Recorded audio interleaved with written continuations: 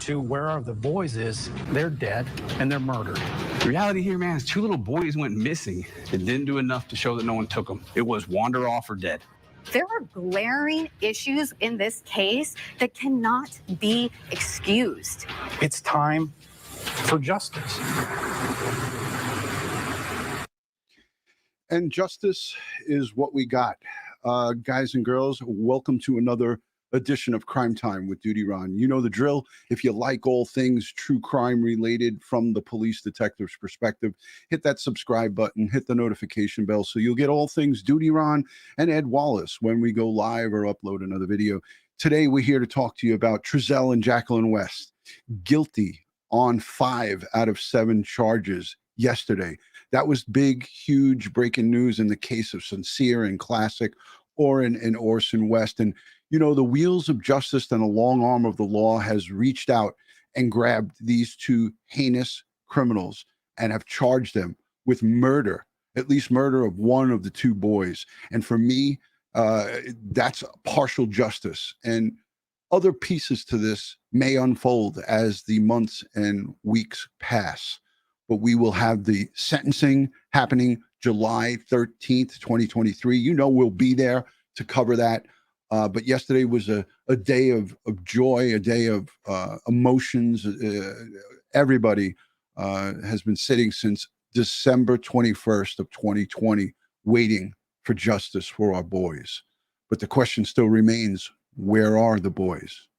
I want to say a special thank you to the replay viewers, the Patreon supporters, the channel members, the moderators, and all of the folks who positively engage here. It's always great to see everyone, and I thank you. I give thanks and praise to each and every one of you.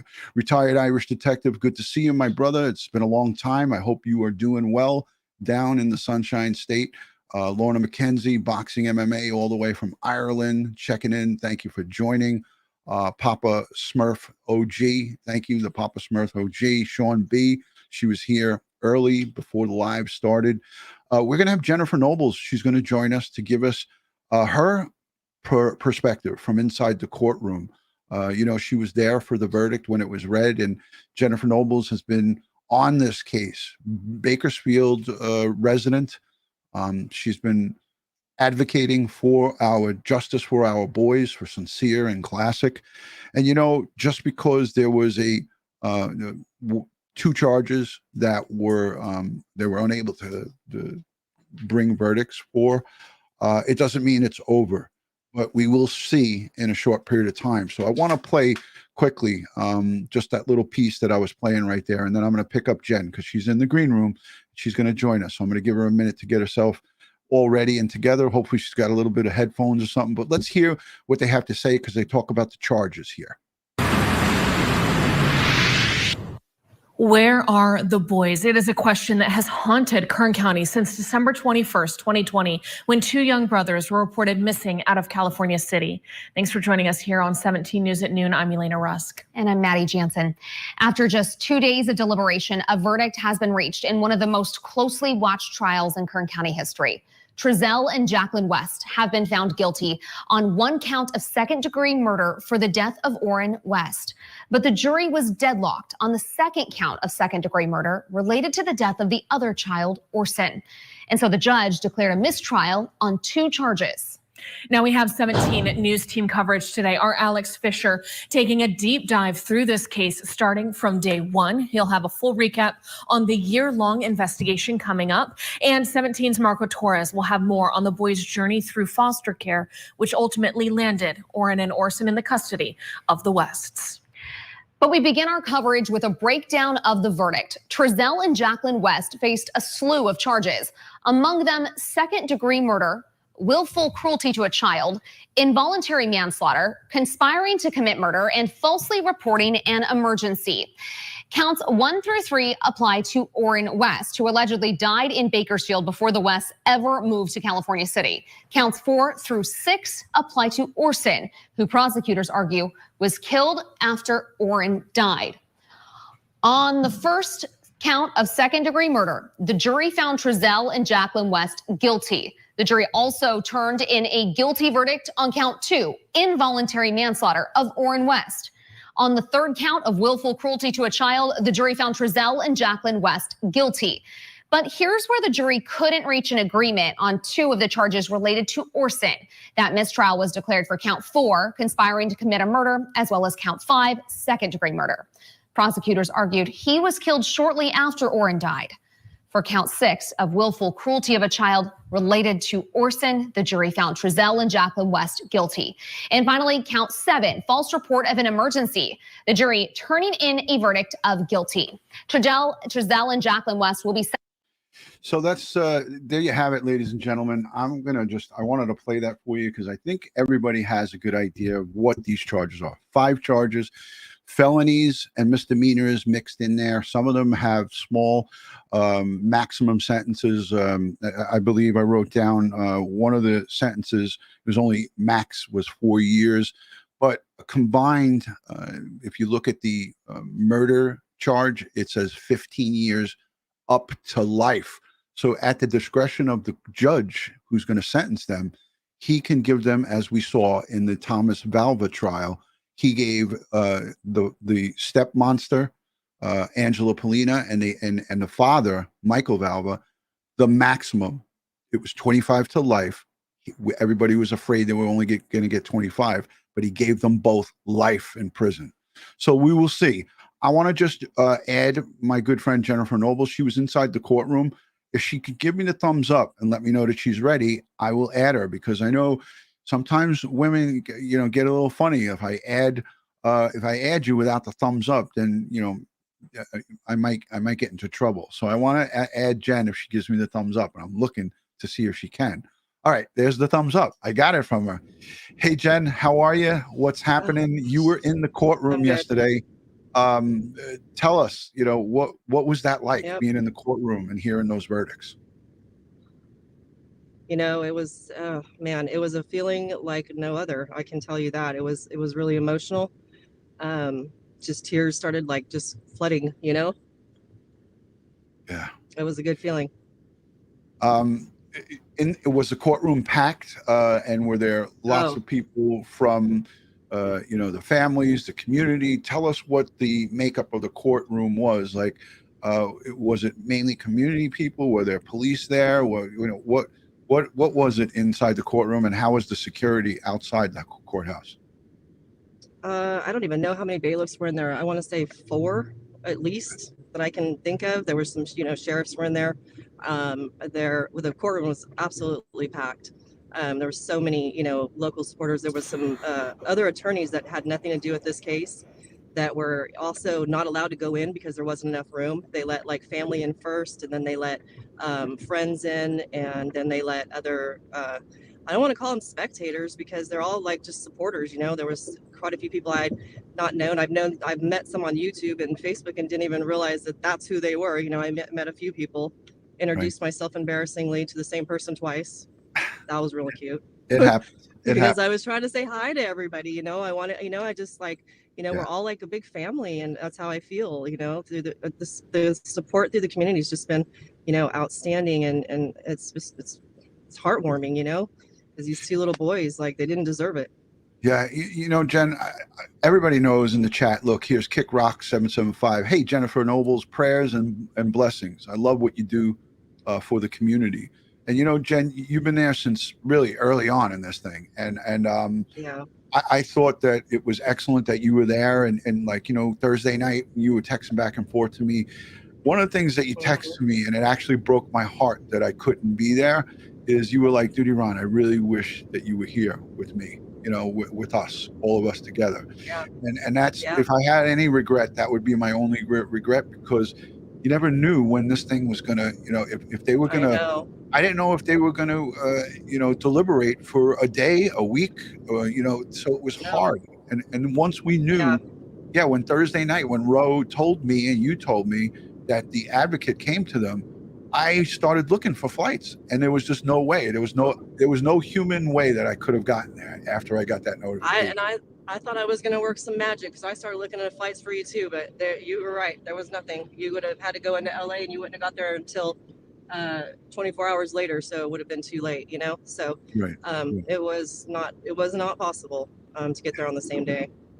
But yeah, you know what, in court, speaking of that, they said, the judge said that they reached a verdict the day before on Thursday at 4:28 p.m., but that was too late after they'd been deliberating to come back in and announce it, the verdict. So that's why they chose the 11 o'clock, and there was other things going on with the court, so that they couldn't get in at their normal 9.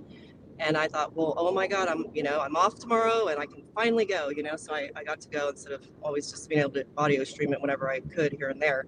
Right. But that was what's so great about that is because, our good friend Cherie Smith, her daughter, Desiree Thompson, was brutally murdered by a man in Cal City, a complete stranger. And I mean, brutally. It was horrible. And after 10 years, she got justice for him, he got convicted of murder, and it was the same day.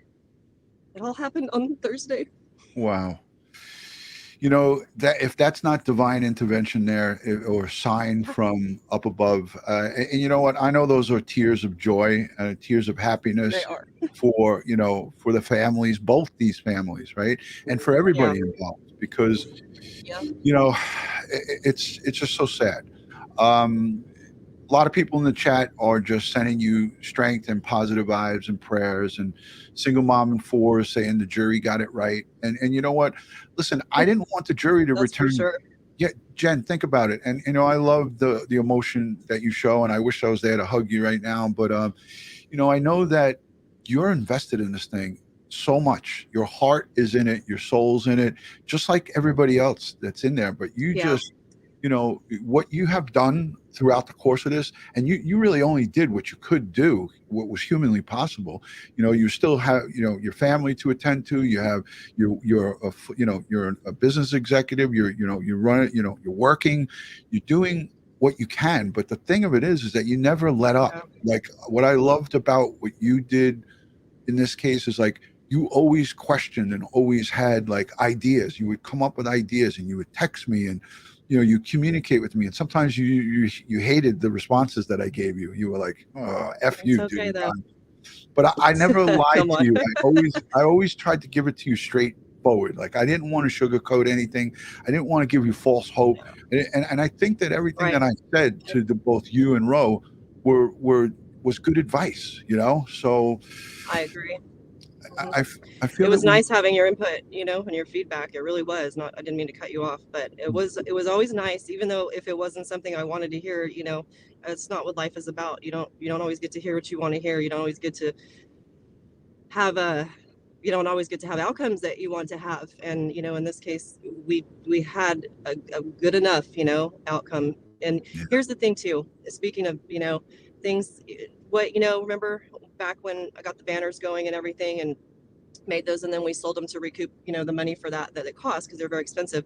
I talked to Keisha, because we've been wanting to get some more made, and I talked to Keisha and Ro, and it looks like I'm getting pricing put together right now, and I'm trying to negotiate with my guy back and forth right now, but we want some made. She sent me a PDF that another supporter had made. I don't know if I should say her name or not. I probably could shout her out, but I don't know if it's okay or not, so I won't. But she made this beautiful picture of them, put it together, and it's We Are Still Missing, with a picture of the boys on each side, like before, but it's drawn. It's very, very pretty. I'll send it to you when I get off of here. I'll send it to you so you can see it. And so I've sent it to my guy. I emailed it to him a little while ago, and of course it's Saturday, so I probably won't get a answer back until Monday to see if we can get that going. But I'm going to try to do that and try to get those spread around again. And if I don't know, like, what's appropriate anymore, like selling them or what, but I don't, they cost money. They're not free, and I'm not rich by any means. So spreading the awareness, because those boys are still missing, even though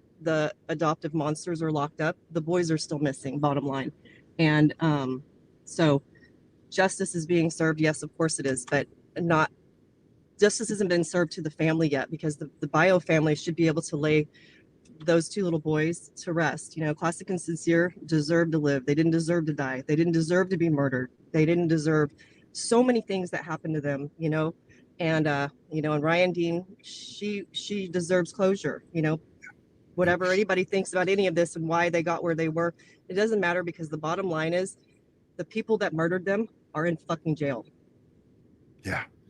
You're right. And Jen, that's justice. When the wheels of justice, I was always saying this to you guys, when the wheels of justice start going, it doesn't end until the verdicts come in. This is the ending part of it. And because we didn't get 2 guilty verdicts for murder, you know, of both Sincere and Classic, you know, Classic is the younger of the two. And, you know, Classic's older brother got him justice by that guilty verdict for his murder. So like a lot of people say to me, you know, was justice completely served? And you can never say yes to that, because we didn't get guilty verdicts across the board. But the one guilty verdict that we got for murder successfully put them behind bars for what could be probably their natural born life, depending on how the judge sentences, you know. And Jen, I know that you said you only had a limited time because you're working today, so I know you're you know moving about. I don't want you to have an accident or anything like that, so I want to just no, it's okay. Okay, I lost your audio. I don't hear you anymore. I don't. All right, now Did that work? Now Did you're that work? Now you're back. Okay, Yeah. I just pulled up at my work. There's only one car in the parking lot, so I can stay on for a few if Okay. you want me to. It's no big All deal. right. Yeah, go ahead. What were you going to say, Jen? Oh, I don't know. I don't All right. know. All right. So I was talking about justice. I was talking about justice, and a lot of people have sent me messages overnight and said, DutyRon, that we didn't get complete justice.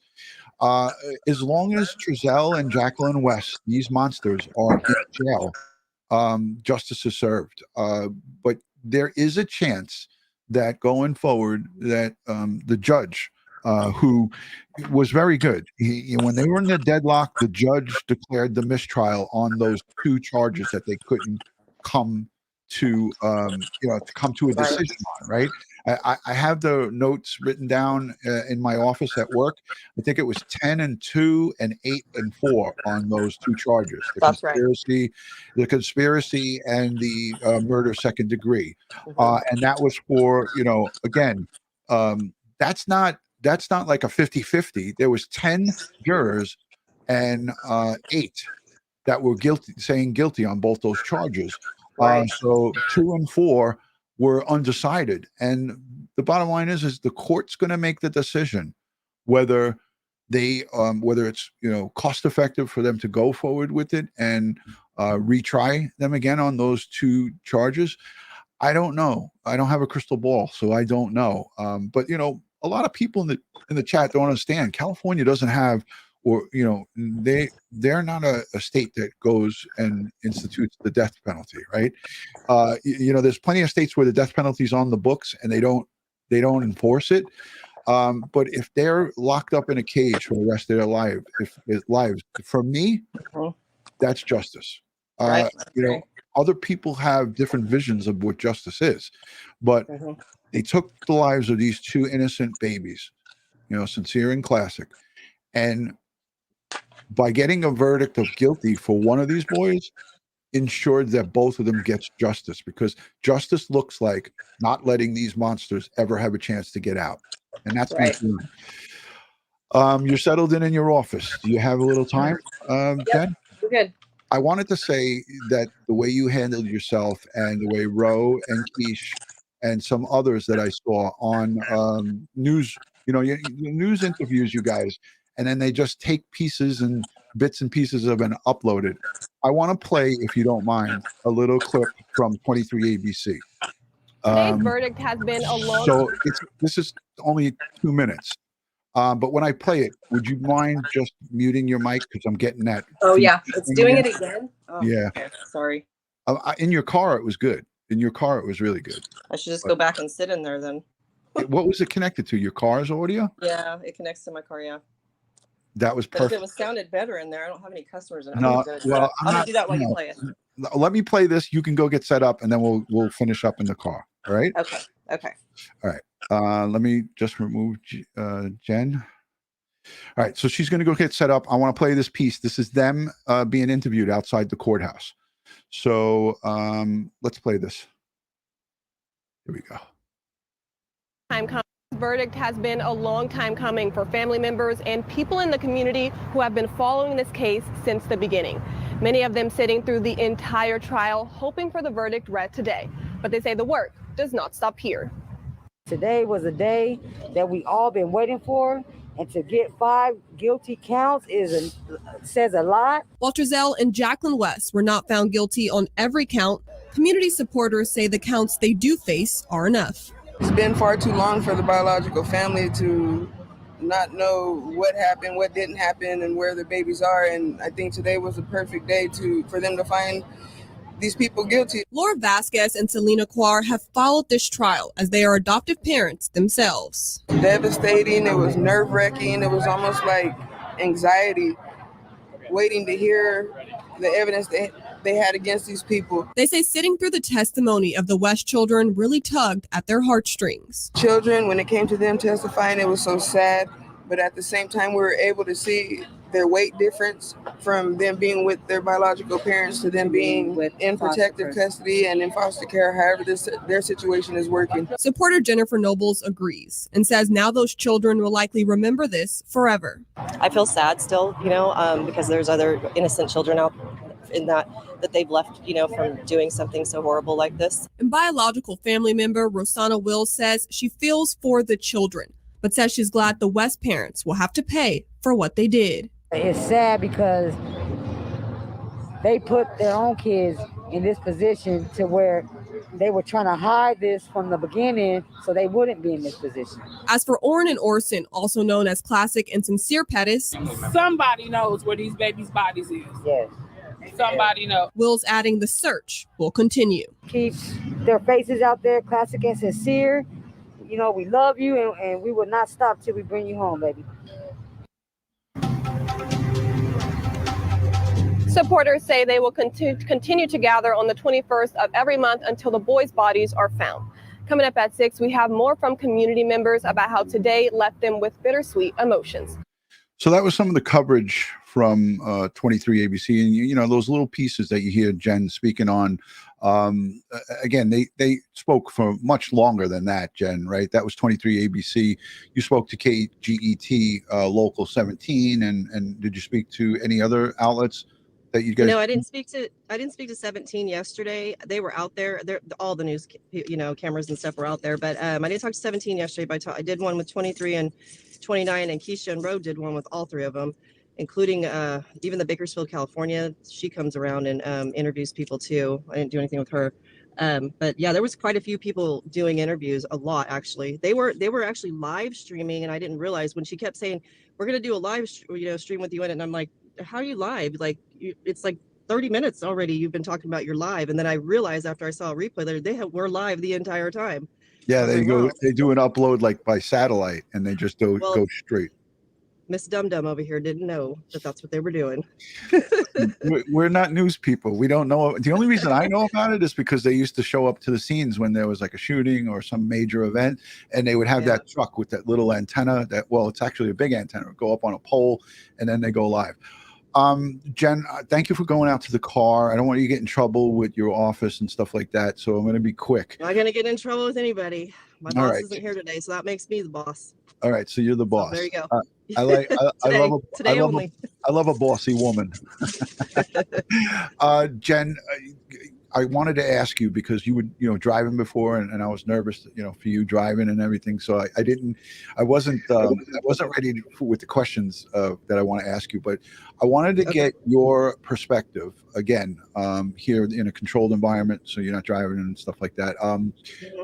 What was your feeling when the verdict was handed to the bailiff, and then you heard the readings? Was there any gasping inside the courtroom? I was listening live. I couldn't hear much because the audio was really crappy.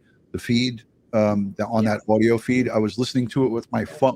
I'm live. I don't know if you saw my replay from yesterday, but I'm live with Melanie and Ed Wallace, and I got my phone listening to the verdict being read, and I'm going like this every time it was guilty. Yes, but I couldn't hear the courtroom. So can you tell the audience what there was gasping? Was there anything? Because the judge asked everyone to be calm and whatever. Can you just give us a play-by-play of that?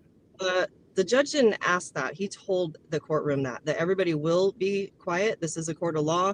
There will be no loud outbursts, no loud screams when the verdicts are read. And he just kind of went on with that. And he was very stern with his voice. Like, I was like, oh shoot, I ain't saying nothing in here. I'm just going to be really quiet, because I'm not trying to go to get arrested or whatever they might do there. I don't know how it would. I don't know. I've never been before. This is my first case ever going to, So anyways, but as soon as the first guilty was, because they did Trezell first, and his guilty was like, there was a huge gasp from behind me by like 3 different people. And then when I think they got to like the 3rd or 4th count of guilty, that particular woman, she's like, I gotta go. She stood up and she was like just behind me, like a couple of people down behind me. And she's like, I gotta get out of here. I just have to go. And I was like, she has to go because she wants to freaking go crazy right now because she's so happy, angry happy. You know what I mean? If that makes sense. Right. She's happy because they were convicted, and that's what, that side, we all wanted that, and so I give her props for actually getting up and leaving. But yeah, that was a pretty big deal. But she's been a support. I've seen her anytime I've come to a prayer or anything, and at the courthouse, been there. This particular lady's always there. Wow. So she's a family member. I just couldn't tell you exactly which family member she is, but she's definitely a bio family. So the courtroom in where all of the audience, where all the people could be, was packed. Was there any more room in there? There was no room. They actually, not everybody could come in because there was people that were still outside in the hallway. There was too many people there. Like, they kept getting mad and say we were crowding the door, but we weren't. Like, it was weird that they kept saying that, and the bailiff was getting angry with people in the hall. And I'm like, there's just people standing there literally 6 feet away from the door. Like, how do you say that that's crowding the door? But whatever, it's their house, I guess. They have these fire rules, like if they have to evacuate the court, they want that. I know that, but it wasn't that bad. It wasn't that big of a deal. To me, it wasn't that big of a deal. But who am I? So yeah. Hey, hold on a second. Denise Dean says, "Hey, DutyRon, good to join you concerning my grandbabies." Denise Dean. Now, I don't know if that's Oh wow, Ryan Dean, because I was just going to mention Denise. Thank you, and listen, Justice. I'm going to highlight her comment as well. This is I believe this is Ryan Dean's mom. If that is truly Ryan Dean's mom, my prayers, my heart goes out to you. You have an amazing family. Yeah, and I was going to say just before I saw that comment, her husband or Ryan Dean's dad has been emailing me back and forth during the course of this trial, and yesterday I was very, very happy to receive an email from him. He was saying there was justice for his grandbabies, and the reason I feel like this is his wife is because he referred to them as his grandbabies as well. So the Dean family actually thanked me for the coverage that I provided for their grandchildren, and I would say this to them. I know they're watching. The amount of respect and the heart and the emotion and the love that I put into every video that I've made in regards to this case.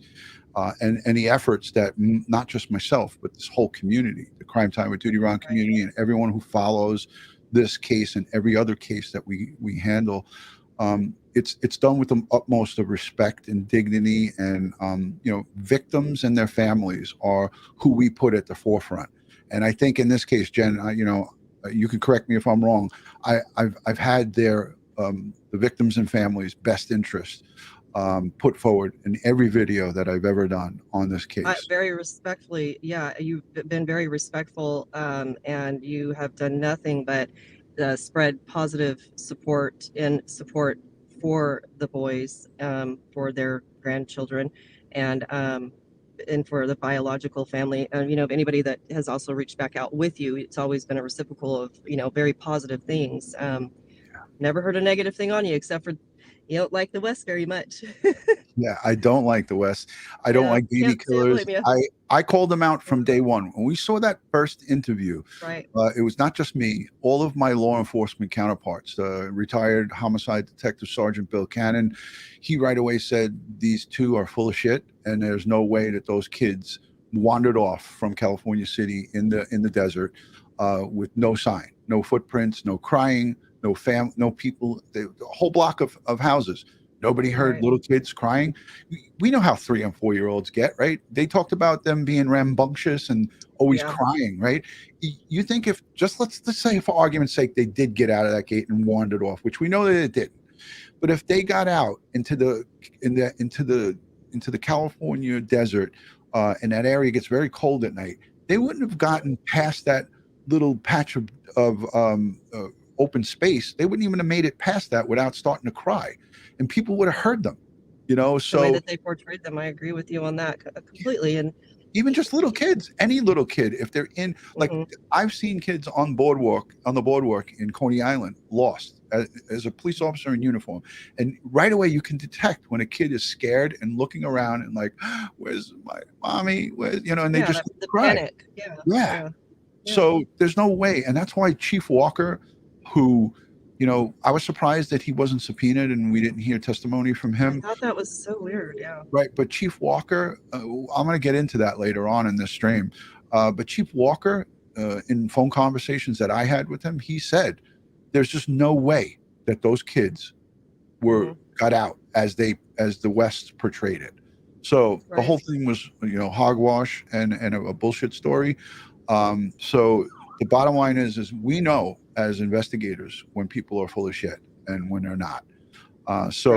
Look, Lieutenant Pete Trezell, NYPD lieutenant, he's here saying correct, DutyRon. They were too young to just vanish.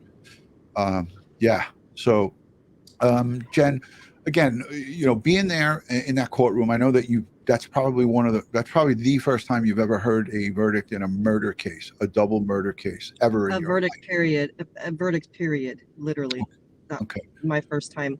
So I just sat there like this, like prayer hands, the whole, like through every count that they did, and this was my way of praying, Yeah. Hey, listen, I know Chief Walker retired, but let me just say this, infamous truth teller. I'm retired some time now, right? But after I retired, I think it was 4 years into my retirement, I got a subpoena on one of the cases that I was working. And it was a RICO drug case, a big case. And I got called to testify. So just because you retire from the police department, it doesn't mean that you're exonerated from any courtroom testimony. If the district attorney wanted you, you get a subpoena. Doesn't mean if you retire, you're off into the sunset and nobody can grab you. Retired Irish detective and Pete Pranzo, all of my counterparts who are here, they know that you get subpoenaed, but for some reason they didn't want them, So, it is what it is. Debbie Jackson, thank you for the super chat.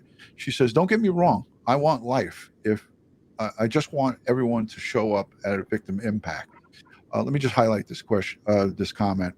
She wants everyone to show up at the victim impact statement. That will ensure that the judge gives life to these monsters. Won't talk with a hung jury.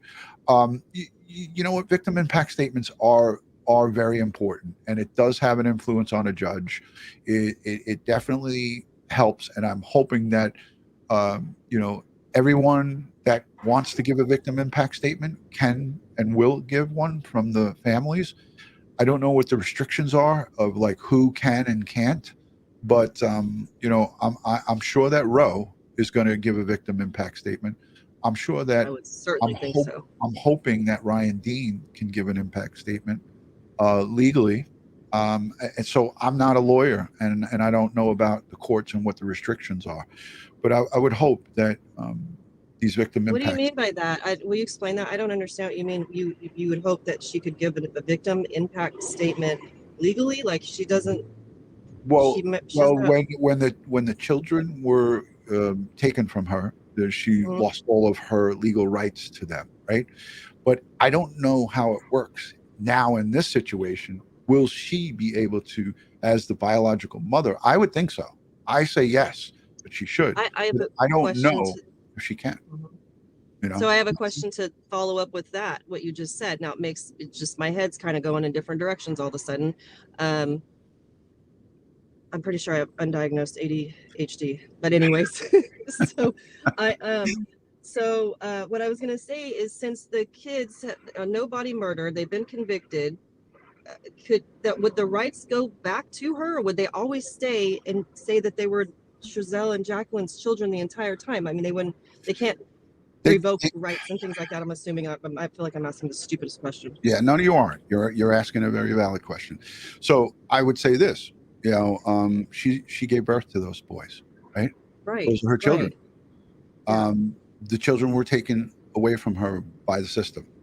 And when that happens, and she will tell you this, you now lose all your rights to decisions about healthcare. You know what I mean? Anything.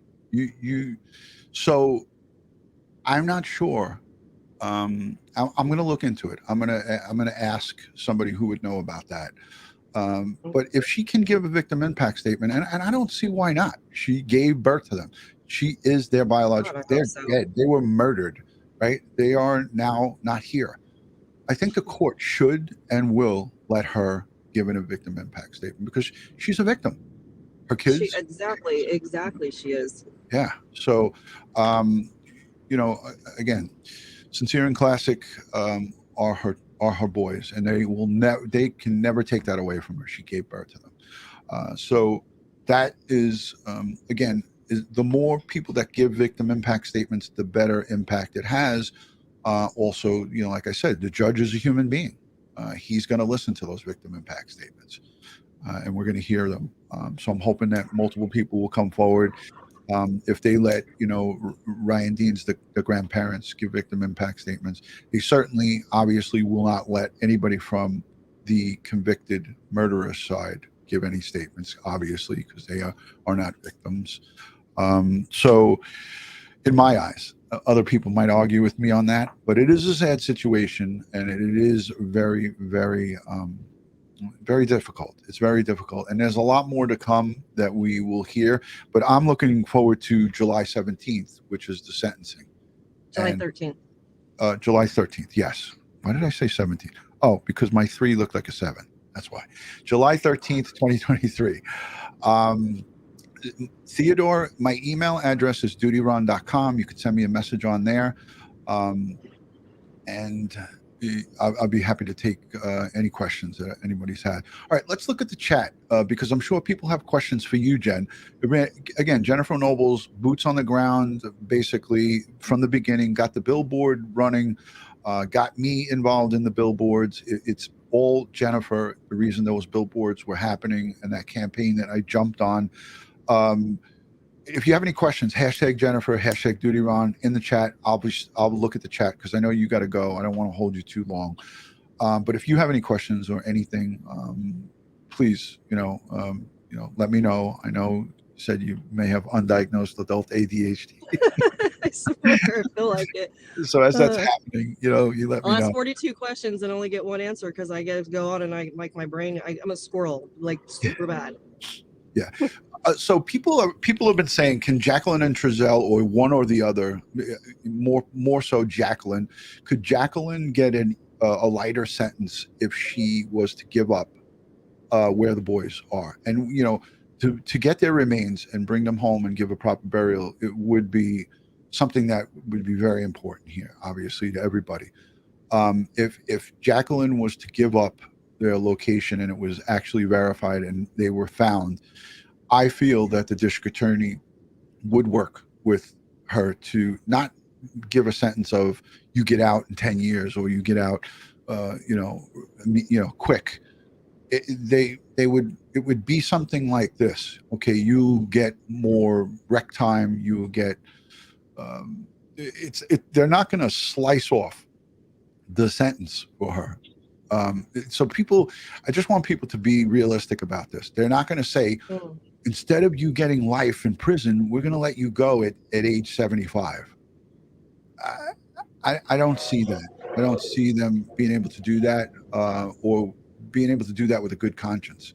And then say, well, This is a tough thing, but the DA does try to do that. They do try to say, hey, if you have any information that would, lead to this, to their recovery, or if you want to come and confess to something, because it's a whole legal issue. Because now if she actually says, oh, I know, all right, this is, hold on, there's a whole bunch of more legal ramifications. So her defense might steer her to like, hey, I don't know. Maybe it's not in your best interest to say anything. Just keep your mouth shut. That's basically what defense attorneys. You think Stallings Torres will tell her, yeah, go give up the information? That's not it. That's not how it goes. But yeah, those are some of the questions, Jen, that people have been asking. Like, if she gives great questions, because I was wondering something like that too. Yeah. Because now that they've both been convicted, just yesterday, technically the day before, that on 5/18, they technically, what do they have to lose? And they have everything to, not everything. I don't know how do I word that? They have more to gain than to lose, because they've already got a nobody conviction, correct? Right. Yeah. So like giving up where they are at seems to me like it would help with their sentencing. It just, I don't know. In my mind, I feel like that would like be what would happen. I don't know. It's just weird. I don't know enough about it though. Yeah. They'd have to be obviously it's just willing. too late, isn't it? Yeah. I mean, I think for that to come into play, it would have been, one pitting against the other, and that's what we thought would happen in this trial that happened here in Long Island by me for Thomas Valva. We thought that the step monster would say, he did it, and he would say she did it, and that never happened. They never once, fessed up or said anything. They basically in their defense, they just said that he was the discipline, and then he said she was. So they pointed the fingers at each other. In Trezell and Jacqueline West, they didn't say shit.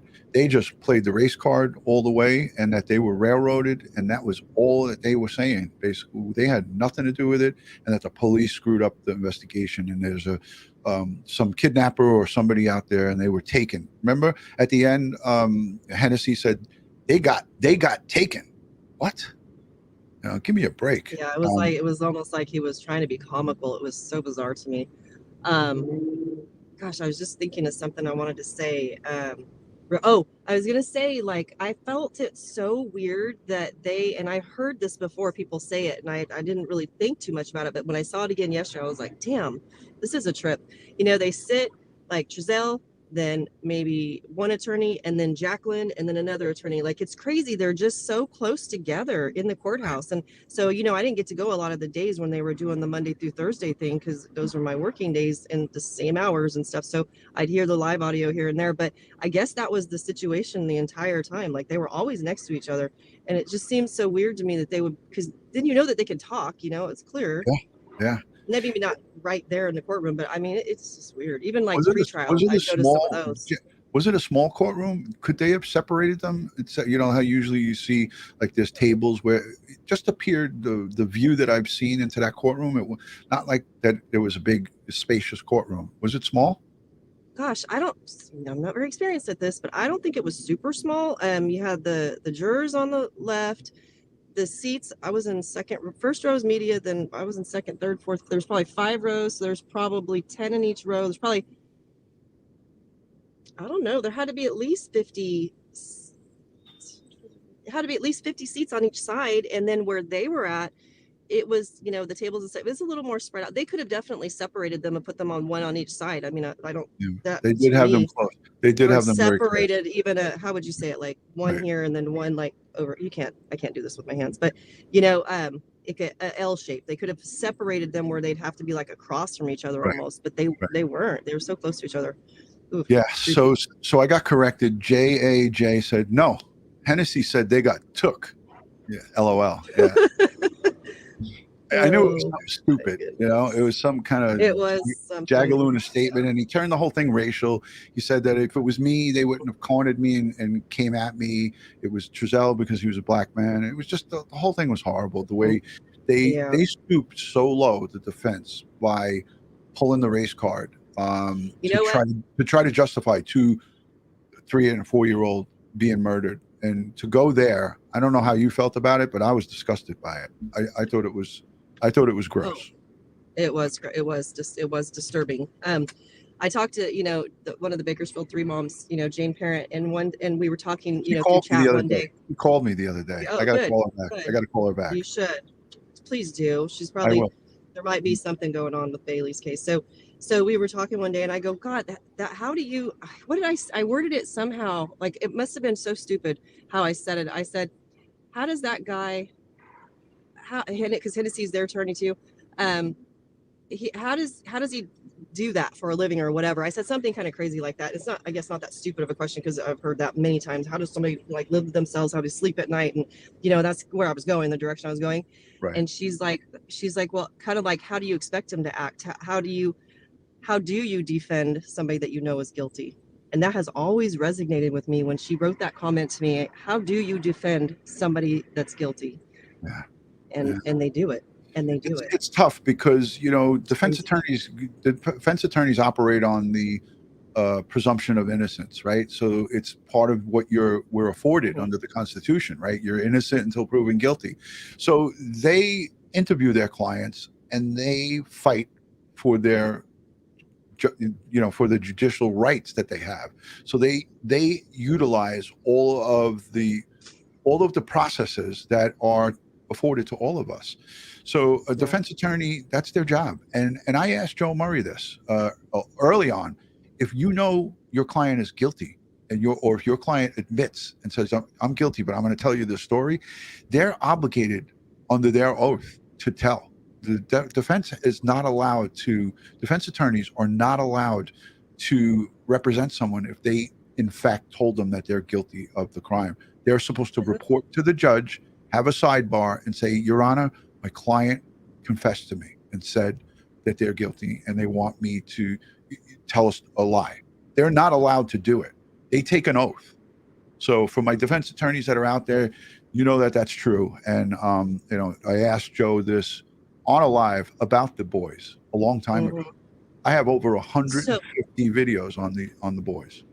So you know how I like to think outside of the box, like when the echo search thing, like let's see if we can get them here, because they wouldn't let them come look for the boys, and how we can kind of orchestrate all that. So would a defense attorney then look at their client in maybe the beginning of the process of their meetings and stuff? Would they say, if you are guilty, don't tell me? I mean, is that like an unwritten kind of thing? I mean, it's obviously it's unethical, but I just wonder.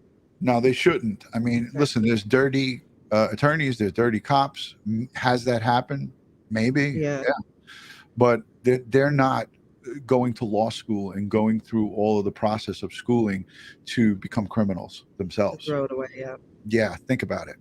So, you cannot, as an attorney, you're commissioned by the court.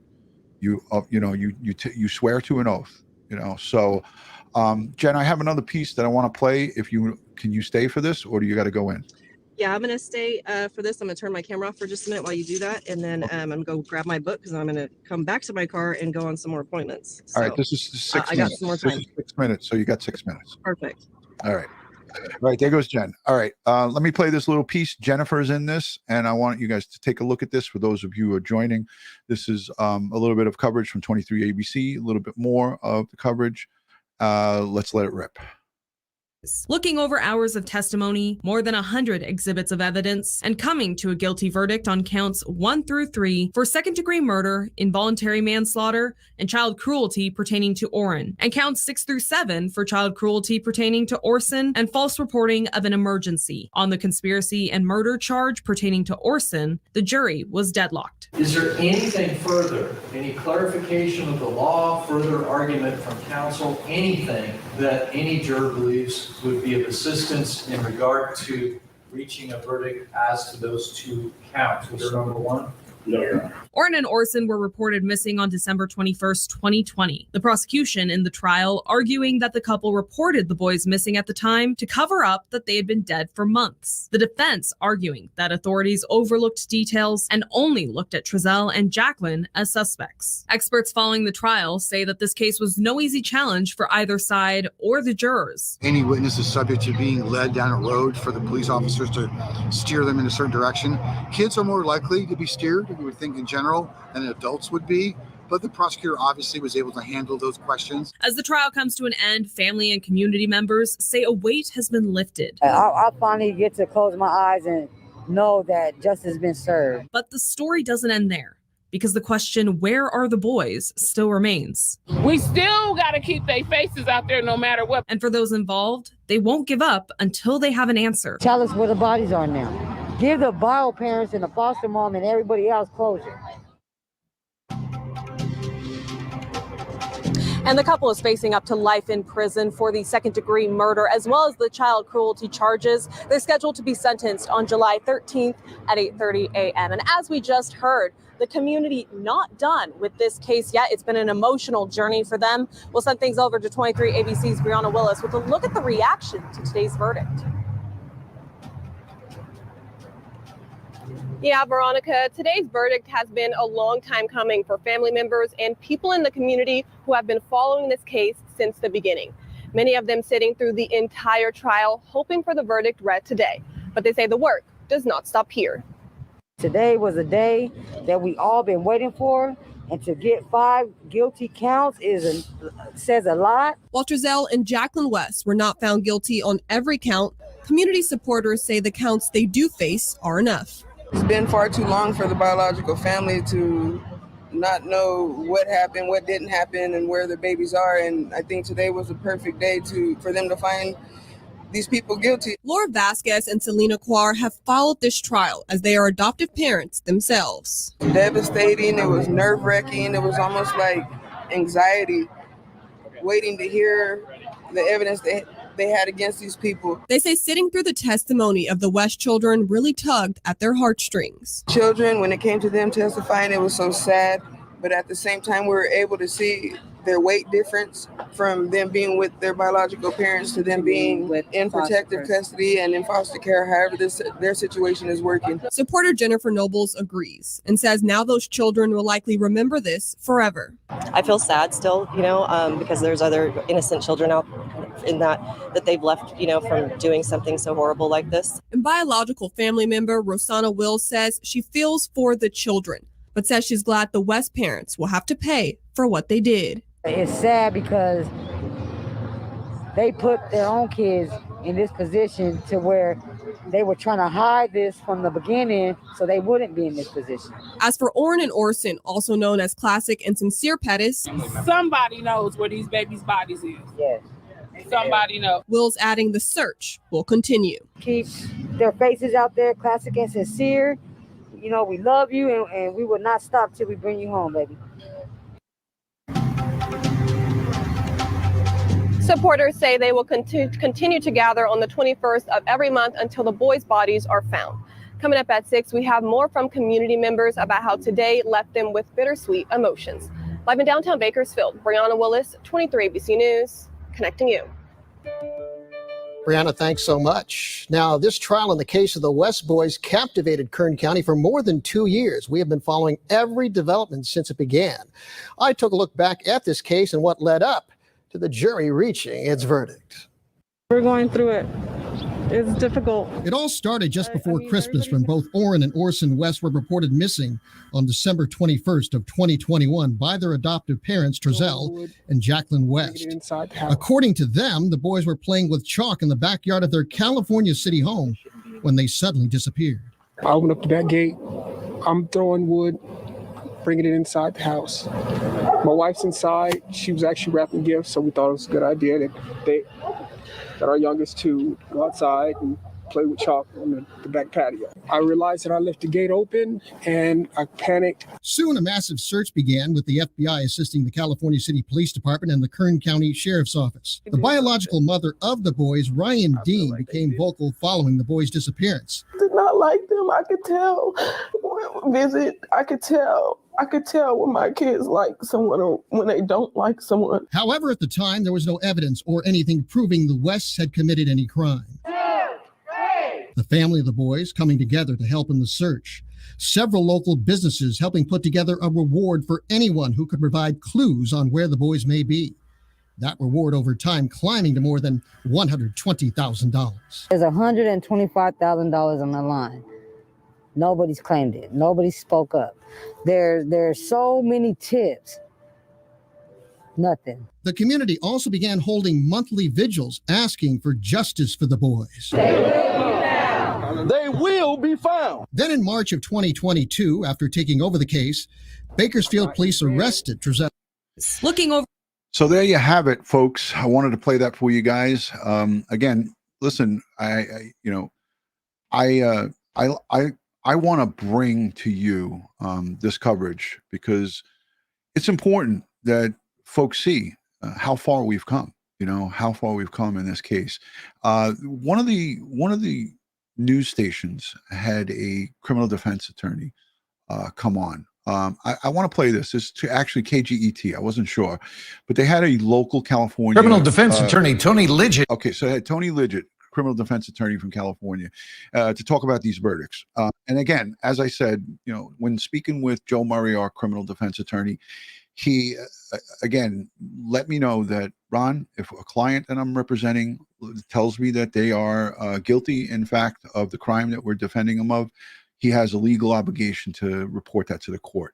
So the question was put forth by one of the viewers is, if a criminal defense attorney knows that their client is guilty and the client lies to them and tells them, I want you to defend me even though I'm guilty, they have a legal obligation to come forward to the court here in America. I don't know about the United Kingdom, or I don't know about New Zealand. I don't know how it is outside the US of A, but I know how it is here.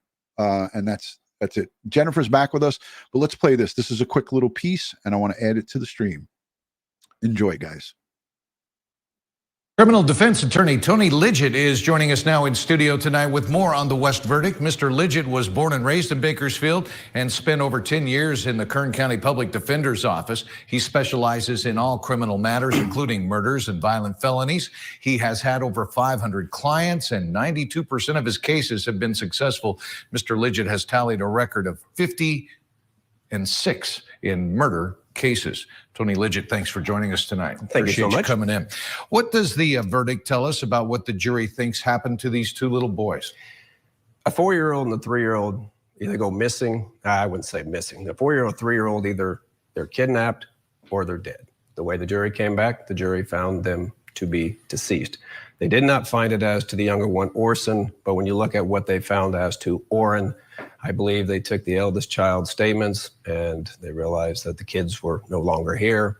And there are some skeptical type statements or sketchy type statements from the parents.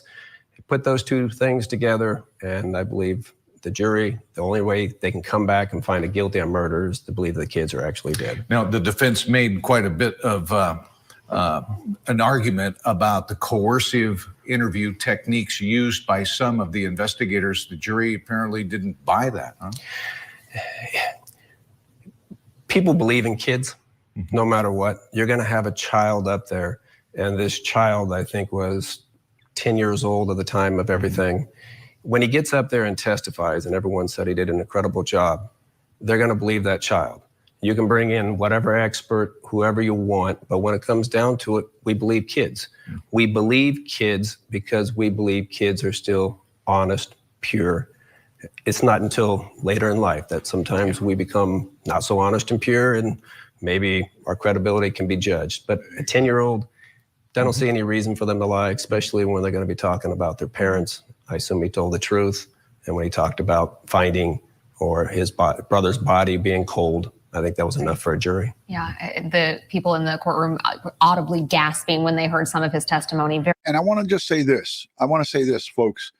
It's poetic justice in my eyes that Trezell and Jacqueline West were found guilty of murder because their own flesh and blood, their own son, testified against them. And his testimony, even though Adrian West was 10 years old at the time The defense attorneys tried to refute it and tried to make it seem like that it was coerced and that he was under duress and that he wasn't afforded proper legal steps. And they went into talking about the police reading a statement that they would read to a juvenile that was charged with a crime. But this case, this whole guilty verdict on murder second degree came about because of Trezell's own flesh and blood. And that to me is justice, and it's poetic justice. So let's take a listen to this attorney talk a little bit more about these charges. Finding or his brother's body being cold, I think that was enough for a jury. Yeah, the people in the courtroom audibly gasping when they heard some of his testimony, very emotional. Is it unusual to have guilty verdicts in cases where there are no bodies like this and this evidence is largely circumstantial? I've done over 100 cases, murder cases, represented clients, and in those 100 cases, I can't think of one where there was no body. I was listening to what you guys were talking about at the beginning, and I guess there was one a number of years ago. But what we're talking about is kids, though, too. Adults, if adults go missing, adults can just go missing. They can simply decide, I don't want to be part of this. They can move. Check out. Yeah, check out, go to Utah, go to some forest, whatever, and decide, I don't want to be part of it. But kids cannot. They don't have the means. They don't have the ways. There's only either they were kidnapped or they were killed. So in this situation, with the kids missing, with no type of video, with no type of photographs from the family from September to December, I believe that was real suspicious. We can all probably pull out our cell phone right now and have pictures of our kids and grandkids and or videos. To not have one even during like Thanksgiving time period is somewhat suspicious. Shouldn't be enough probably to convict, but in the case when we're talking about kids, we're always going to go guilty until proven innocent. We've got time for one more question here. Sure. The West, Jacqueline and Trezell West showed little emotion throughout the course of this trial. Do you think that worked against them in the jury's eyes, or do you think they ignored that? Undoubtedly, it worked against them. Defense attorneys tell their clients to be stoic, try not to do any type of emotion that would draw any type of attention to you. But you're talking about a situation which is emotional. You're going to have your kid up there and is testifying, and the mother did not once break down. I will say, though, I did learn afterwards, after the verdict, that Jacqueline did break down in tears. Oh, poor Jacqueline. So maybe she went off the advice of the defense attorney and did everything that she could to do what she thought was right, not to put any attention upon herself. But ultimately, it hurt her in a case to where you have to be cold. You have to be callous. If you're going to take the life of a 4-year-old and 3-year-old, to be even accused of that crime, and then you sit there the entire time and act perhaps cold in a way without any type of emotion or any type even want to run up there. Yeah, it's telltale. Jacqueline, I hope her and Trezell have not one good day for the rest of their sad, pathetic life as they are locked in a cage behind bars. Again, this defense attorney said it well. To show no emotion, to not even have a tad bit of emotion when your own flesh and blood is up there testifying, albeit he was testifying against them, is telling. Jennifer's back in with us. If she gives me the thumbs up, I'll add her in. She's got her Wayfair shades on. There's the thumbs up from Jen. Hey, so you're on the move again. Don't look at the screen, but just talk to us. What did you think about what this defense attorney from California said? He said that essentially, I don't know if you were listening, but he said, due to the fact that there was no pictures on her cell phone, there was grandparents who didn't even know names. Jacqueline's mother, Maria, didn't even know the kids' names or their ages. Come on, Yeah. I don't even know how much of that I actually believe. I assume that she didn't know their ages. That doesn't shock me. Well, I mean, listen, when you hear the 911 call, originally, and they come in, not the actual 911 call, but when they came in and they were actually in the court and they were playing, when they came in after the call was made and they came to their house and were asking questions, she couldn't even Jacqueline herself could not even say their birthdays. Like, she was asked specifically, what is Oren's birthday? When is Orson's birthday? And she replied, the month, but she did not reply like the day or anything. Like she really had to think about the month too. Like if you can remember hearing that, like I specifically heard that part of it, and I was like, damn. Disgusting excuse for a human being. Yeah, disgusting excuse for a human. To adopt. I mean, come on. Yeah. You know, again, people are saying in the chat a disgusting excuse for parents. They weren't even parents. They were in this wholeheartedly for the money. They had no emotions and care for Sincere and Classic. It's clear and evident during the course of this trial that they did not care one bit about those boys, nor did Trezell's mom, Wanda West. She was so full of shit that it wasn't even funny. Her Good Morning America pleas and we're a grieving family. Now after hearing her testimony and hearing everything that was said in court, you can't tell me that if you haven't seen your grandbabies, as she calls them, or grandkids, for 5 more or more months due to COVID, you get in a van with your son to take to the credit union and give him gas money. Right. You're not going to go back there and look at them? Come on, lady, give me a break. Let's call this. Especially little ones like that, little guys like that. Like, come on now, you're 3 and a 4-year-old. Everybody's going to look back in to like say, oh, hey there, how cute are you, or whatever. And it doesn't make sense. It just sounds so made up. I mean, it sounds ridiculous. It sounds as ridiculous as it just sounded again. If there was a way to charge Wanda West with a crime, I wish that they could. But there's, you can't just whip up and make a crime out of someone who is just cold-hearted and callous. So Wanda West and her side of the family, I have no, there's nothing I feel nothing for them, because she, in my eyes, got up and lied under oath on the stand. And this is all in my opinion. She did not tell the truth. And if she did tell the truth, she would, it would have been, bad against her son, because I feel that she knows a lot more than what she's talking about. And she too, this is a generational thing. The adoption for money runs in her family and runs in Jacqueline's family, because I understand her mother does the same thing. So these are people who are adopting kids to make money. That's freaking gross. That's gross. I mean, if you adopt the kids to make the money and give them the love, that's one thing.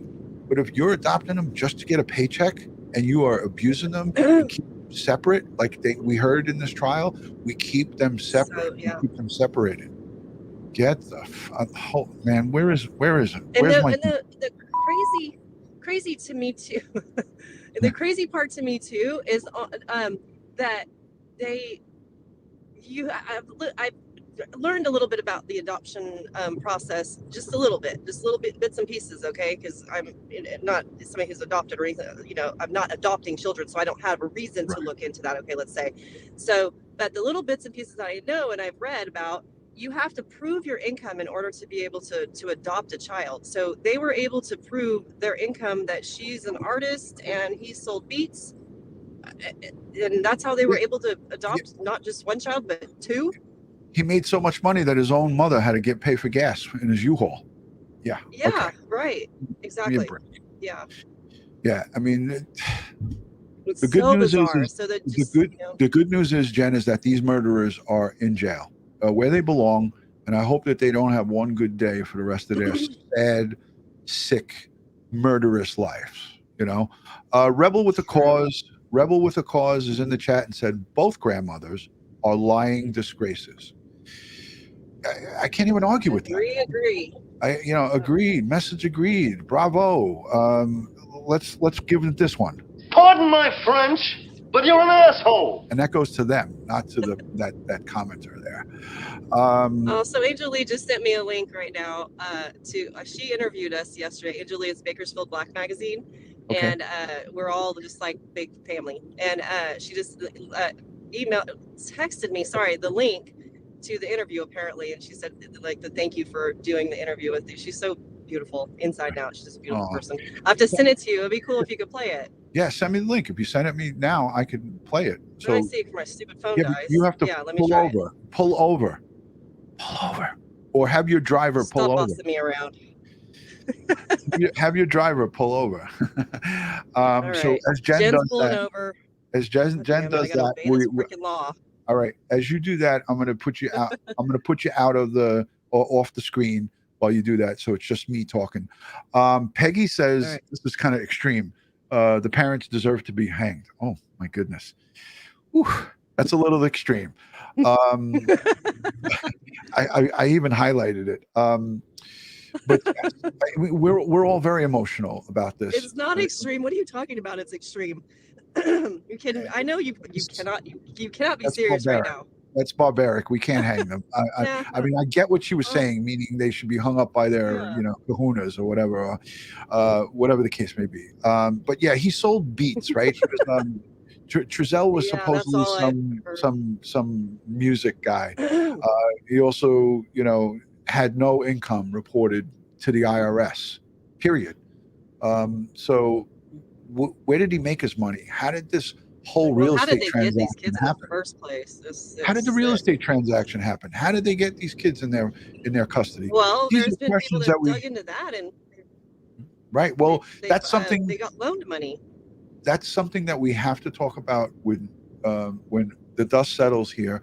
I want to go into Kern County DCYF or DCFS and look at some of the. I mean, Mr. Dean, Ryan Dean's father, has emailed me about the years of corruption and years of bad stuff going on. And I said to him, and I'm not afraid to talk about this with you guys. I said to Mr. Dean, I want to have a conversation with you and I want to hear about this stuff so I can do a series of videos on it, because I would want to do my research on it and get to know what's going on within that system. And if there is something to be reported, there's something to be talked about, I want to talk about it. So Retired Irish Detective, that's my good buddy who I worked with in PSA 2. He says there needs to be an investigation into CPS. I agree. So we're going to, it's an uncomfortable conversation to have. I'm willing to have it, so I want to look into it. Did you send me the link? Yeah, I did. And I did in the text. And I haven't even seen it yet. So she just sent it. Whoa. Okay, so it's a Facebook. Oh, it's oh, it is? It's a live stream on Facebook, I believe. Hold on. Oh. No. Oh, hold on. I can get off of Facebook.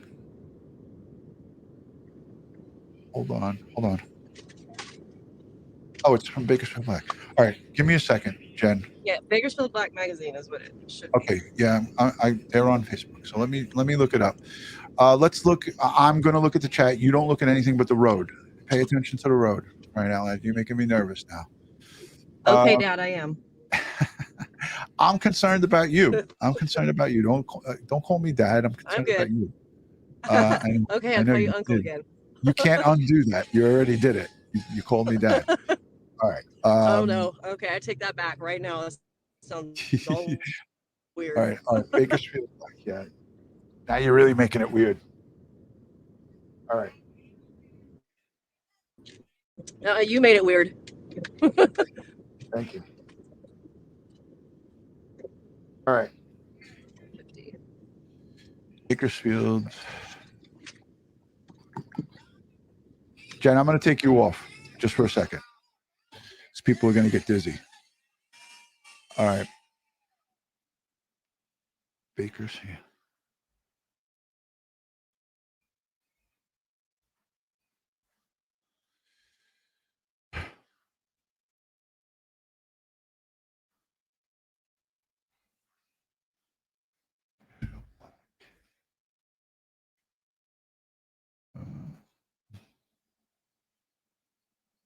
How come I can't find it?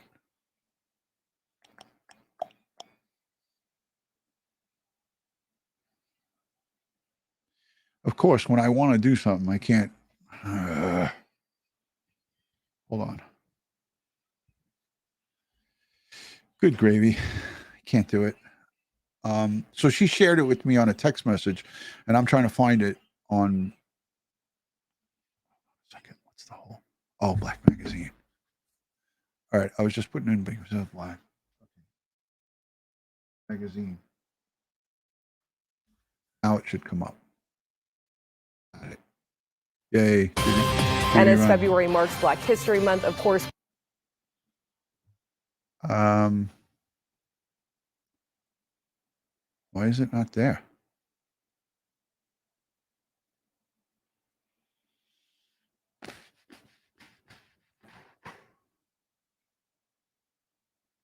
All right, I stink. I can't. I'll play it. I'll play it later. All right, let me go to the chat. Vixen Bow sent in a super sticker. Thank you for the support. Mystery Maven is here. Hey, Jess, good to see you. Jess, thank you for the live stream last night.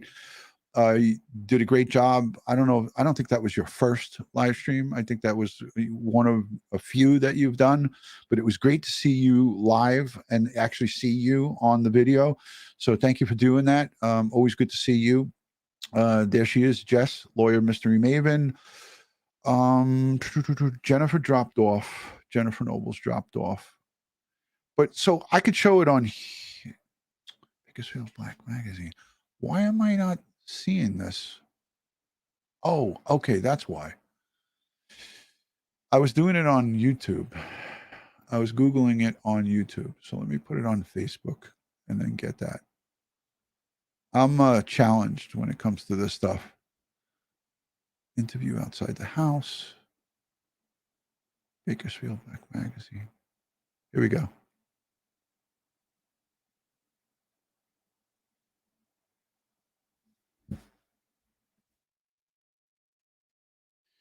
All right, I got it. Yay, finally. All right, here we go. Thank you for being patient with me. So let me add this to the stream. The audio is not good. And we are here now. Audience that were in the courtroom. Can't hear her. Ups, downs, gratitude, a lot of different emotions in the courtroom today, but you know, we're happy. I hope this audio gets better. Finally over. It's been a long 2 years, and you know, let me see if I can get some information. For the prosecutor to paint this picture of what happened and to bring this to this point without body says a lot. So thank you, Eric We have to give us the assignment to do it. Yes. No matter if it's family, if you it does not matter. That doesn't matter no more. Y'all need to believe and understand that God can do about it. I mean, if this don't make you believe that, I don't know what to tell you. I'm trying to tell you. Because we prayed, and we prayed, and we prayed, and we prayed. And I never stopped praying. I stood 10 toes down me and bro. We came in peace. Everything we did was in peace. But it don't stop here because we still don't have nobody. We still got to keep their faces out there no matter what. But y'all need to be praising God. He's the only one. He's the only one. And he's going to be the one that's going to help us find these babies. You got to activate your faith.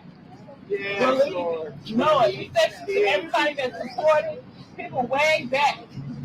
We just thank y'all. We can't thank you enough. We done thank y'all for almost 3 years. We have no more questions. We have no more. We can't answer nothing else. Nothing. It's done. It's done. All you can do now is pray for bodies. It's not a closure. It ain't closed yet. They just locked up. But we still don't have what we need, and that's their body. It ain't closed. So don't get that twisted. We're going to still be, y'all still keep the awareness out there no matter what. I'm still going to stand 10 toes down. As I always told Rose, and the foster mom, and Ryan, and the dad. I'm going to still stand 10 toes down because we still need their bodies no matter what. And we just thank everybody. Thank you for the support, but don't stop. And y'all, if you're going through something, you better turn to that man up there. We're going to work that. I just want to thank everybody for the opinion, all the teachers to everybody that helped us with the spreading the awareness, all the supporters, the people on the ground, everybody across the world, there's people in other countries behind the boys, and it's been a long. I just want to say that, I'm playing this because Jennifer asked me to play it. I know the audio is kind of bad on this, but this is them being interviewed. This is Kaplan from 23, I believe, Bakersfield Now. And there's a whole bunch of reporters. I see 23, I see KGET, I see Buzz. So these are the reporters that were interviewing everybody outside of the courthouse after the verdict.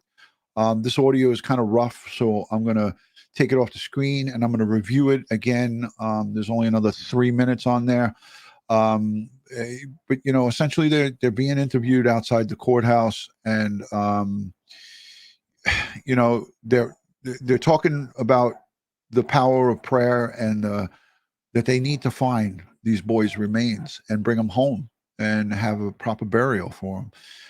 Let me see if the audio gets a little bit better here. Just keep everybody encouraged, and let's keep the babies out there fighting against the fears. We love you, and we will not stop you. Oh, there's Jen. So we're filming today, so I wanted to know, how did you feel when you first of all, let's get your name. Just Jennifer Nobles. So how did you feel when you first heard the verdict? Can't hear it. Amazing. I actually started to tear up because it was just like this overwhelming feeling of thank you, Jesus. You were like, Jennifer was there from the beginning. I remember the billboards, they were billboards for boys, and she has been there from the beginning. And it's actually like family.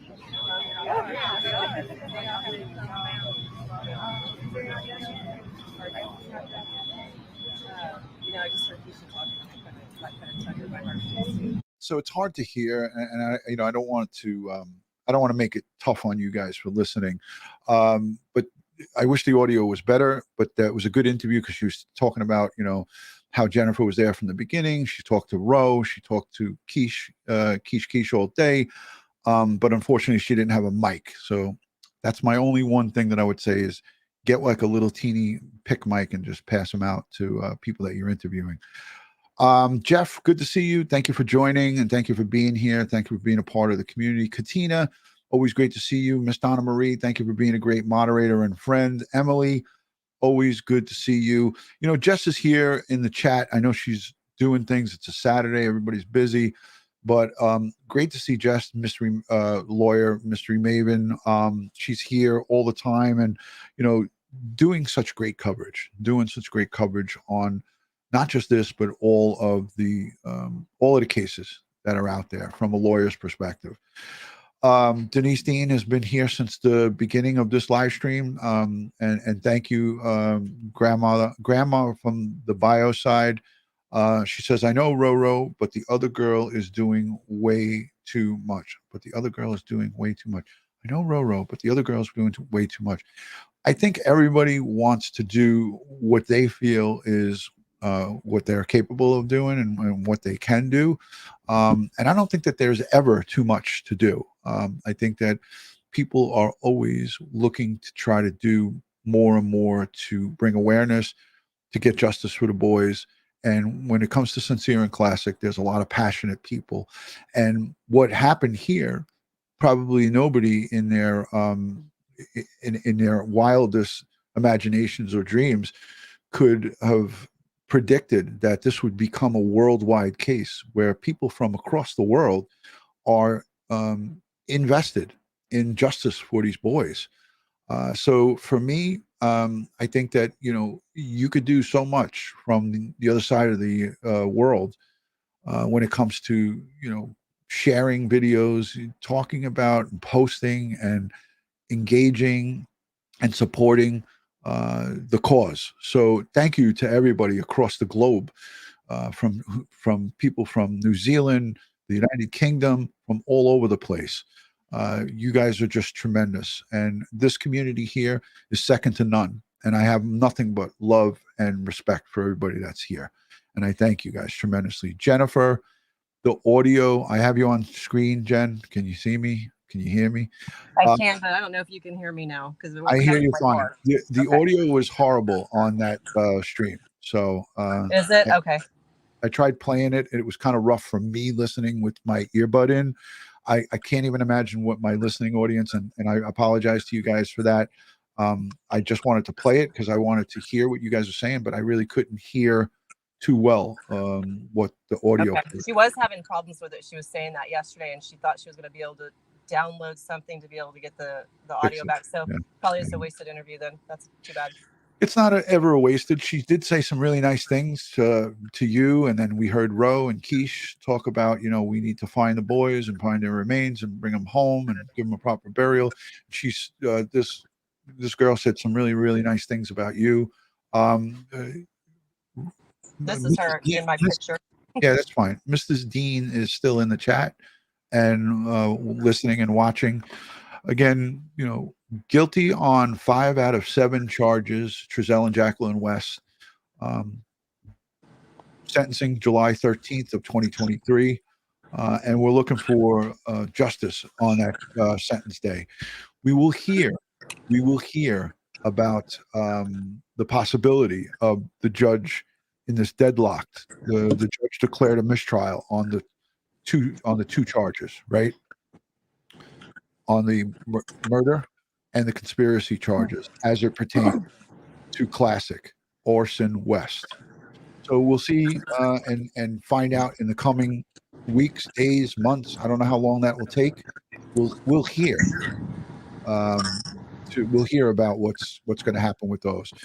Jen, are you okay? Yeah, I'm good. I'm just trying to read my map, and my phone isn't connecting to my car. I don't know what the heck. Thank you for hanging out with me for an hour and some odd minutes. I know that you're conducting business and you're busy working. We're here an hour and 26 minutes. I want to just say thank you to all of the people who have chimed in. Jen, I know that you gave us the inside the courtroom perspective, and that was really valuable for some of the folks who are here. If you haven't yet given a thumbs up to this video, consider giving it a thumbs up. Watching the replay where Jennifer talks about the inside of the courtroom, the reactions from the people who are in the audience, and so forth. Jen? Yeah. Are you okay? I had to wait with somebody because they were letting me go. All right. I'm going to wish you a good Saturday. Have a good rest of your day. I'm going to wrap it up. So do you have any final words that you want to say to the international audience listening? Yeah. Gosh, I don't know. I want to thank everybody for being so supportive and, just all the positive thoughts and energy for the family of these, 2 innocent children. And I think that it's great that people came together and support each other, and from around the world, I think is absolutely, it's amazing. It feels good to be part of this family. Yeah. And the reporter who you was interviewing, you said that you're a part of the family, and it was just, I'm talking about you guys.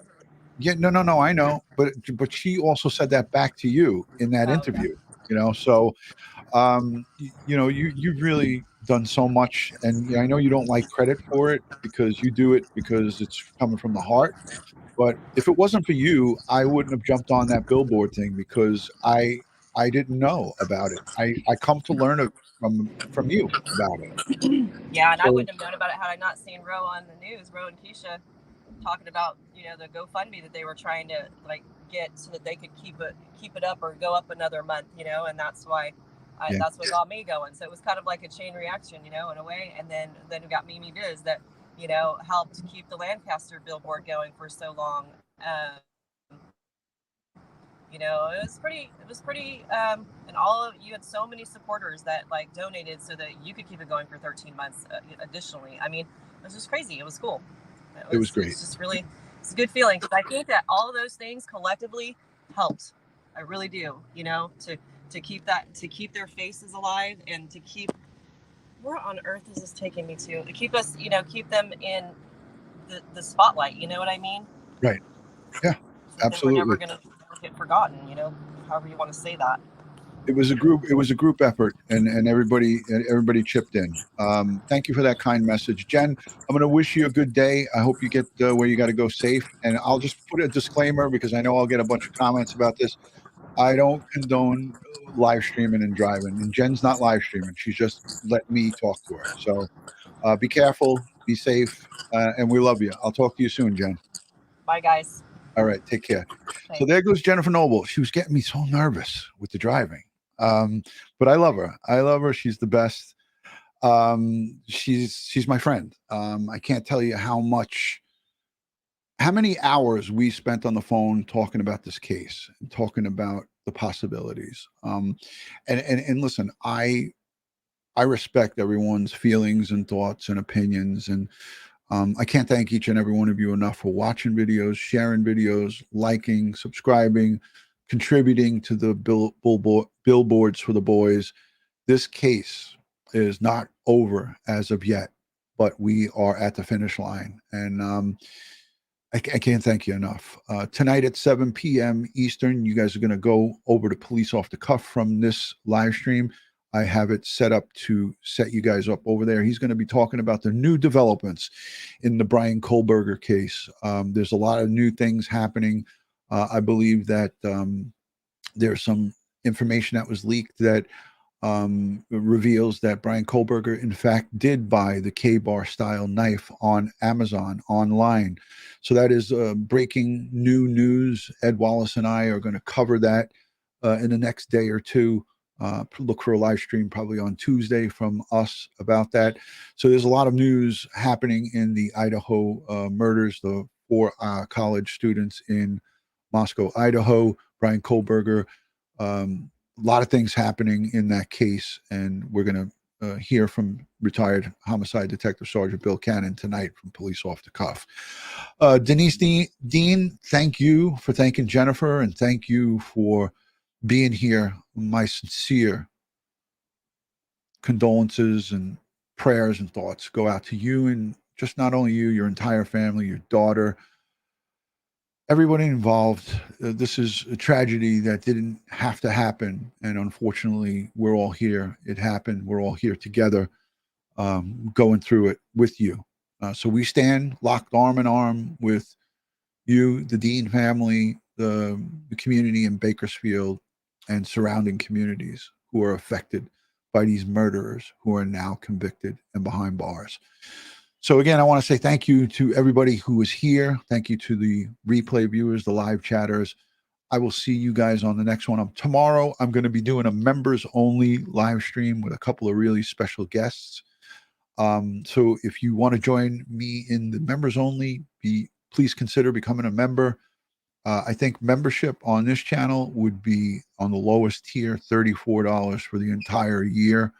And with memberships, we do exclusive videos with a lot of our professionals, and you get to ask questions and actually come on and ask the questions back and forth with Ed Wallace, myself, and the numerous guests that we have on the members only section. So guys, again, thank you so much for being here. I see you all in the chat. I thank you. Let me highlight that. Denise Dean saying, thank you, DutyRon, for your courage, for your coverage. Thank you. Thank you. Thank you. Who else? Char, thank you for thanking me. Grace Green, thank you for being here. Lake Lizard. Good day, everybody. Lake Lizard, good to see you. Why only 5 counts? 5 counts is better than no counts. I'll take it. So thank you for your comment. And again, we will speak soon. God bless everybody. Thank you for joining. God bless the world. God bless the United States of America.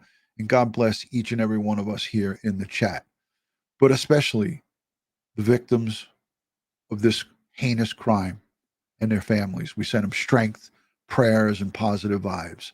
As always, thank you from New York City, and good night from Crime Time with DutyRon.